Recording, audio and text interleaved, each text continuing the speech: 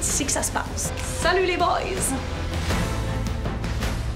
Mathieu, vous avez des gros contrats qui flashent, entre autres la série Game of Thrones.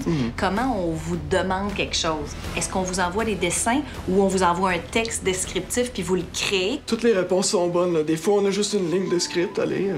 Des fois, on a des concepts qu'on appelle des illustrations que la production nous envoie.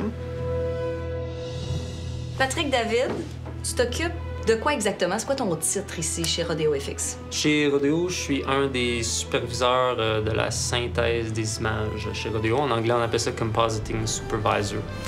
Puis le compositing, c'est vraiment la dernière étape dans le processus avant d'envoyer un plan final pour être dans la série Game of Thrones, par exemple. Fait que l'enfant, tu fais du scrapbooking sur ordinateur. Genre. Peux-tu nous montrer étape par étape? Ben, la première étape, vraiment, c'est de créer une caméra virtuelle qui est exactement comme la caméra qu'ils ont utilisée sur le plateau. Ils font le tracking de certains points, puis ils font une extraction mathématique de où la caméra se positionne dans l'espace. Après ça, il y a une deuxième étape, c'est le layout. On sort ici, tu peux voir cette montagne-là à gauche est un peu plus proche que ce qu'il y a en arrière. On est en train de créer de la profondeur. Ça bouge pas de la même façon. Exactement. Après le layout, ça passerait au matte painting, comme s'ils peinturaient une toile, mais ils utilisent des photos. Parce que c'est les photos, c'est quand on utilise des photos que ça donne une qualité photographique à nos effets. Puis c'est ça qui donne vraiment la qualité visuelle le plus facilement. Après ça, ça passerait au compositing. Ça, c'est un peu la ville découpée. Puis on va mettre ça par-dessus le plan original. C'est vrai que ça, c'est un peu avant-après. Puis là, on va ramener des détails ici, en avant, par-dessus. On va aller mettre des affaires comme des fumées. Tu vois, ça rajoute vraiment de la vie à la ville, juste en faisant des éléments comme ça. Puis encore là, c'est des éléments. Nous, on a un petit studio ici.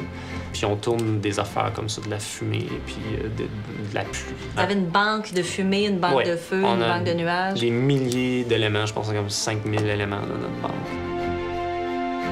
Quand est-ce que vous recevez les images? Combien de temps vous avez? Puis combien de temps avant la première faut les remettre?